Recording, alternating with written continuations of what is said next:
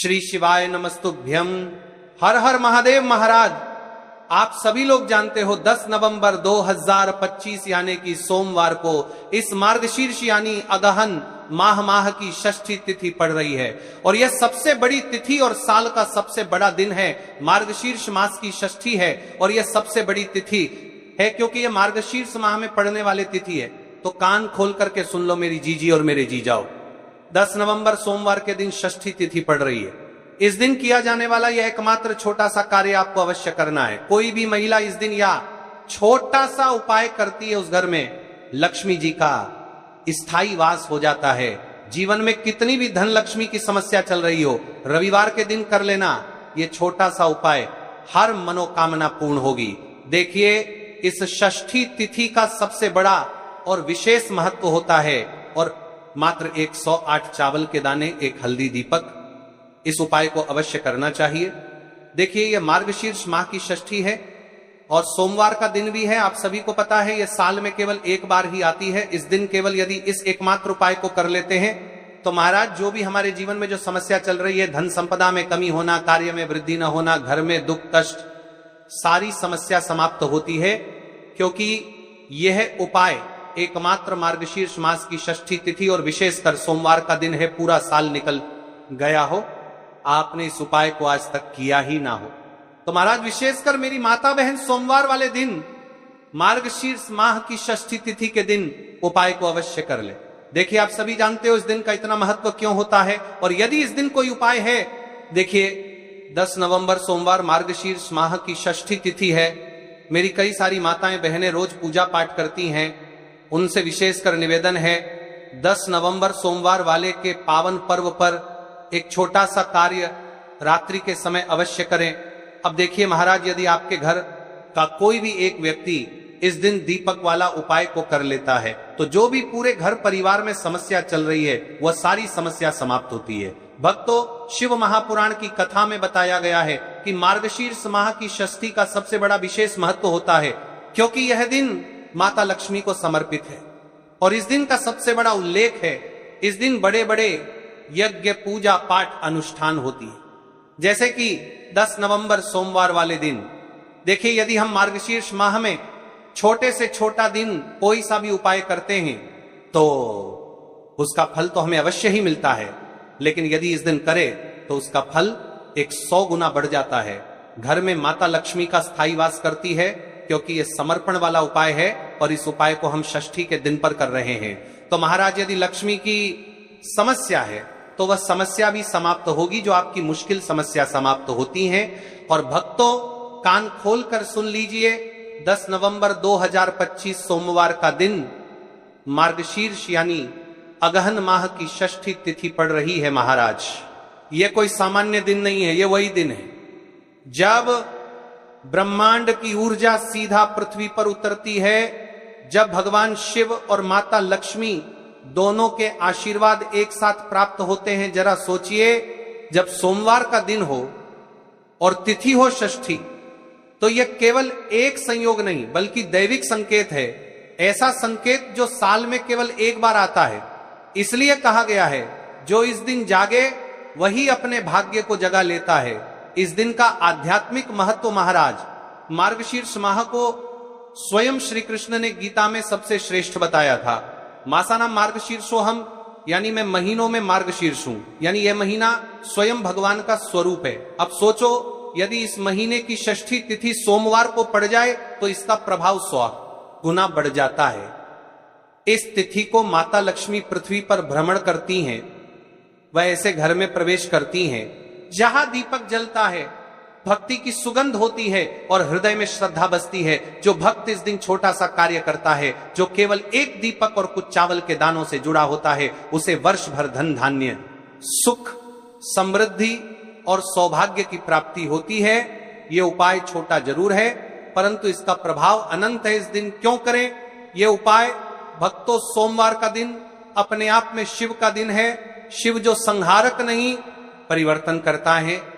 और षष्ठी जो माता लक्ष्मी का विशेष दिवस है, जब शिव का दिन और लक्ष्मी की तिथि मिल जाए तो यह वो योग होता है जो भाग्य का द्वार खोल देता है।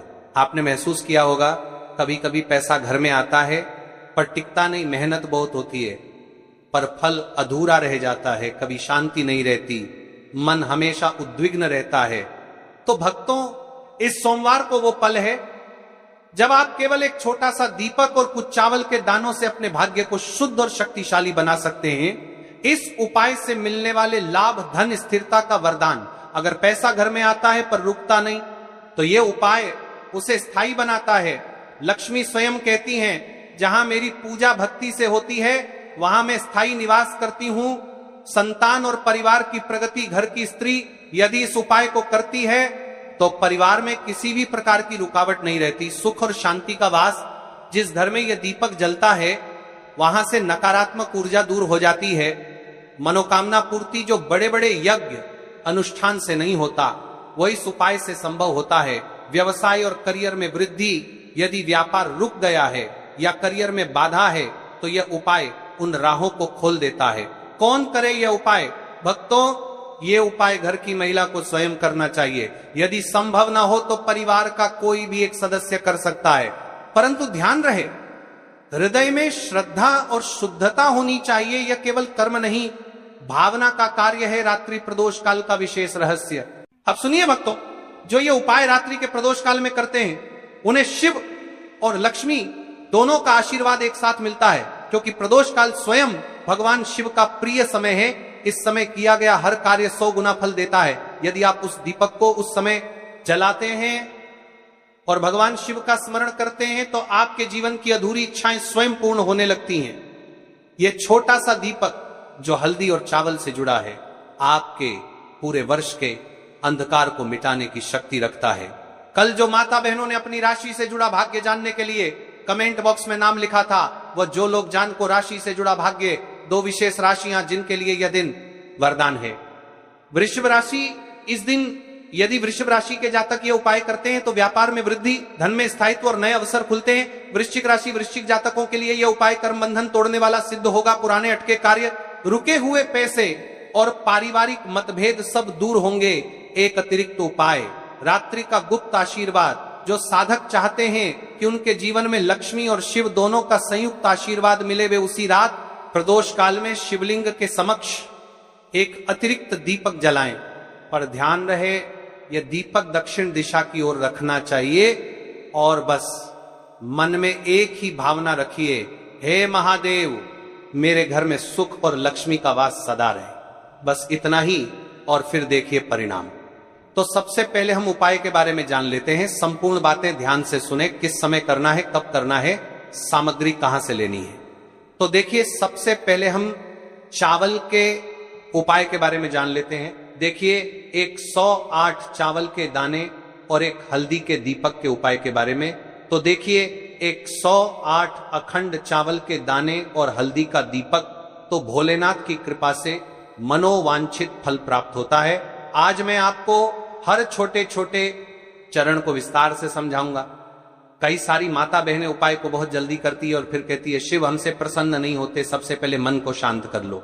सुबह हो तो नित्य स्नान करके स्वच्छ वस्त्र पहन लो। यदि प्रदोष काल में कर रहे हो तो भी साफ सुथरे कपड़े पहनो। मन में सच्ची श्रद्धा और विश्वास हो, यही सबसे बड़ा साधन है। आत्मा में अहंकार या जलन न रखो। उपाय केवल शिव मंदिर में किया जाना अनिवार्य है, घर में नहीं, मंदिर में ही करना है। 108 अखंड चावल के दाने, एक एक दाना पूरा फटा हुआ न हो। बाजार का ले सकते हो या घर की रसोई के दाने भी चलेगा। हल्दी का दीपक, जो कि गेहूं के आटे से दीपक बनाए और उसमें हल्दी पीसी अच्छी मात्रा में मिलाए। नमक बिल्कुल ना डालना है। दीपक में रुई की बत्ती लंबी और तेल भरे। तेल के लिए तिल का तेल आदर्श है, पर आप तिल, सरसों, साधारण दीप तेल में से कुछ चुन सकते हो। कम से कम इतना तेल डालें कि दीपक स्थिर जलता रहे। हमें इस उपाय को यदि सुबह के समय कर रहे हैं तो आपको एक लोटा शुद्ध जल शिवलिंग पर जलाभिषेक के लिए लेकर के जाना है।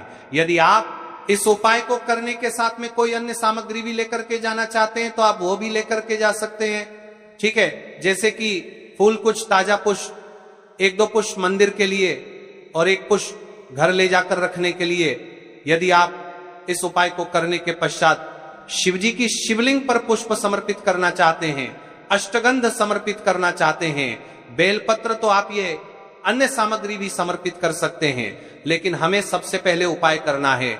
उसके पश्चात अब देखिए महाराज जी, आपको एकदम शुद्ध अच्छे से अखंड एक छोटी सी पोटरी कागज की पुड़िया, जिनमें 108 चावल के दाने बांध कर रख लीजिए। एक छोटा बर्तन दीपक रखने के लिए, ताकि तेल टपकने से समस्या न हो। अब देखिए महाराज जी, हम इस उपाय को कर रहे हैं, तो हमें इस उपाय को करते समय कुछ सावधानियां भी भारत नहीं है, इसलिए हम आपको उपाय को विस्तार से बता रहे हैं, अच्छे से बता रहे हैं, ताकि आप कोई भी गलती ना करें और आपका उपाय सफल हो। तो देखिए हम बात कर लेते हैं हल्दी के दीपक के बारे में, हल्दी दीपक बनाने की विधि। अब मैं आपको दीपक बनाने की विधि विस्तार से बताऊंगा, साधारण है, ध्यान से बनाइए। एक साफ बर्तन में गेहूं का आटा आवश्यकता अनुसार निकालिए, छोटी सी लोई के बराबर आटा ले लीजिए, इसमें एक चुटकी हल्दी पाउडर अच्छी मात्रा में मिला लीजिए। हल्दी रंग दीपक को शुभ बनाती है। नमक बिल्कुल न डालें, छोटी छोटी लोई लेकर बीच एक पी रहे में गड्ढा बना दीजिए। दीपक का आकार कटोरी जैसा होगा, ताकि तेल और बत्ती आ सके। दीपक में रुई की बत्ती रखें, रुई को बीच से थोड़ी लंबी रखें, ताकि बत्ती दीपक से ऊपर रहे। अंत में दीपक में तेल भरें, ध्यान रहे कि तेल बत्ती के आसपास पर्याप्त रहे। अब दीपक प्रज्वलित करने के लिए तैयार है। दीपक पूरी तरह सूखा न हो, नरम आटा आवश्यक। दीपक को जलाकर परीक्षण कर ले, ताकि मंदिर में जलाते वक्त समस्या न हो। अब हमारा दीपक बंद करके तैयार हो गया है। अब बात कर लेते हैं इस मुख्य उपाय के बारे में, 108 चावल के दाने। तो देखिए महाराज जी, आपको चावल के दाने कहां से लेना है, कैसे लेना है, कब लेना है, इन बातों का आपको ध्यान रखना है। तो देखिए बहुत से लोग पूछते हैं, क्या घर का चावल चलेगा या बाजार का, किस तरह का चावल लेना चाहिए। मैं स्पष्ट कहता हूं, घर का सामान्य चावल या बाजार का कोई भी पूरा दाना चलेगा, पर एक शर्त, 108 दाने अखंड व पूरा होना चाहिए। दाने फटे हुए न हो। 108 दानों को आप एक साफ सुथरे डिब्बे या कागज की पुड़िया में रखकर मंदिर ले जाइए। मंदिर तक जाते समय पुड़िया खुले न हो और दानों पर विश्वास और श्रद्धा बनी रहे।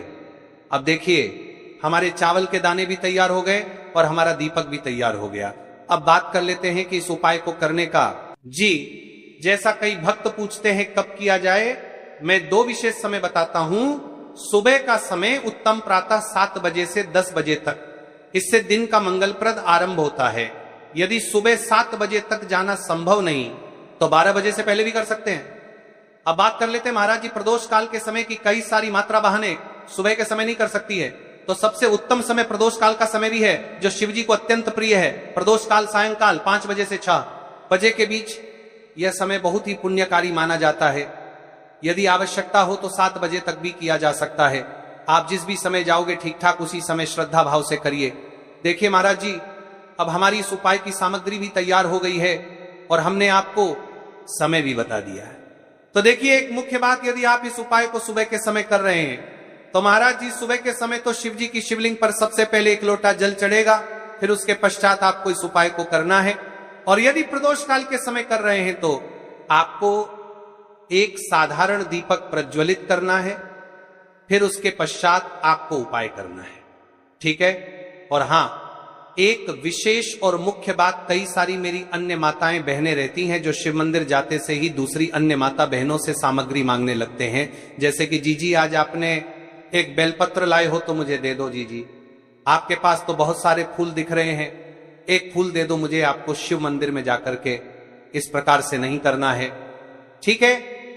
केवल अपने जो अपनी सामग्री लेकर गए हैं उसी से उपाय करना है। अपने गांव के आसपास में जो भी शिव मंदिर हो, जो भी शिवालय हो, वहां पर पहुंच जाइए। शिव जी की शिवलिंग के पास में एक ऐसे स्थान पर बैठ जाइए जहां पर आप अपना उपाय पूर्ण रूप से कर लें और किसी अन्य माता बहनों को दिक्कत या परेशानी ना आए और आपको उपाय करते समय, ठीक है। कई सारे लोग प्रश्न करते हैं कि महाराज की सबसे पहले चावल का दाना शिव जी की शिवलिंग पर कहां समर्पित करना है। तो आपको सबसे पहले गणेश को श्रद्धा से अर्पण, सबसे पहला चावल का दाना गणेश जी के स्थान पर अर्पित कीजिए। मन मन में अपनी मनोकामना शांत भाव से कहिए, छोटा सा मनन है विघ्नहर्ता, मेरी मनोकामना के मार्ग को सुगम कर दीजिए। आप गणेश मंत्र 3 बार जप सकते हैं। ओम गम गणपतये नमः, शिवलिंग पर जलाभिषेक, अब शुद्ध जल का लोटा निकालिए और शिवलिंग पर धीरे धीरे जल चढ़ाइए। जल चढ़ाते समय मन में बार बार नमः शिवाय का उच्चारण करें। यह सबसे मुख्य मंत्र है। आप मन में 11 बार, 21 बार या 108 बार जप कर सकते हैं, परंतु यदि समय कम हो तो कम से कम 11 बार अवश्य जपें। जलाभिषेक के साथ ही विनम्रता से कहिए, हे भोलेनाथ मेरी मनोकामनाओं को पूर्ण कर दो, जीवन के कष्टों को दूर कर दो।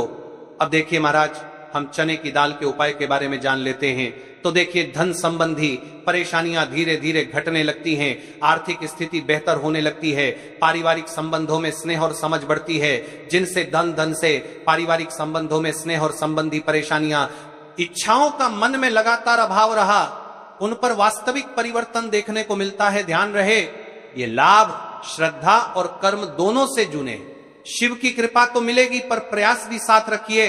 तो देखिए भक्तों, अब हम बात कर लेते हैं 7 चने की दाल के उपाय के बारे में। देखिए, यह सबसे बड़ा और विशेष महा उपाय है। यह केवल विशेष तिथि पर ही किया जाता है और इस उपाय को केवल वह व्यक्ति कर सकते हैं जिनके जीवन में धन की समस्या है, जिनके पास पैसा आते ही रुक जाता है या कहीं अटक जाता है, जिन्हें मेहनत के बावजूद कभी आर्थिक उन्नति नहीं मिल पाती, जिन्हें बार बार कर्ज और तंगी का सामना करना पड़ता है। उन सबके लिए ये उपाय अमृत के समान है। सिर्फ 7 चने की दाल, बस इतना सा करना है और देखना भक्तों, आपके जीवन में कैसा दिव्य परिवर्तन होता है, कब और कैसे करना है।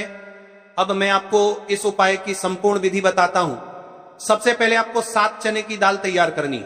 ध्यान रहे, 7 चने की दाल, यानी एक चने में 2 दाने होते हैं, उस हिसाब से बिल्कुल 7 दालें, और इन 7 दालों का कोना टूटा हुआ नहीं होना चाहिए। ये शुद्ध, अखंड और साफ सुथरे होने चाहिए। इस उपाय को भी आपको शिव मंदिर में ही करना है। अब बात कर लेते हैं समय के बारे में। आपको किस समय करना है। इस उपाय को करने का समय 2 प्रकार का है। सुबह का समय, प्रदोष काल का समय। सुबह आप इसे 8 बजे के बाद और 12 बजे से पहले कर सकते हैं, क्योंकि इस समय सूर्य पूर्ण रूप से प्रकट होते हैं और वातावरण में ऊर्जा सबसे अधिक होती है। यदि आप प्रदोष काल में करना चाहते हैं तो शाम 5 बजे से 7 बजे के बीच कर सकते हैं। इस समय भगवान शिव का विशेष पूजन काल माना जाता है। शिव मंदिर में पहुंचकर सबसे पहले शिवलिंग का जलाभिषेक करें, बेलपत्र अर्पित करें और फिर श्रद्धा भाव से अपने 7 चने की दाल भगवान शिव को अर्पित करें। याद रखें, यह उपाय केवल तभी सफल होगा जब आप इसे शुद्ध मन और पूर्ण विश्वास से करेंगे। दाल चढ़ाते समय अपने हृदय की व्यथा भगवान शिव को सुनाएं, उनसे कहें, हे भोलेनाथ हमारे जीवन से दरिद्रता का नाश कीजिए। जेके महाराज जी, इस उपाय को आप माता रानी के समक्ष भी कर सकते हैं और भगवान विष्णु के समक्ष भी कर सकते हैं। मतलब आप किसी भी भगवान के प्रतिमा के समक्ष या उनकी फोटो के समक्ष इस उपाय को कर सकते हैं। अब देखिए,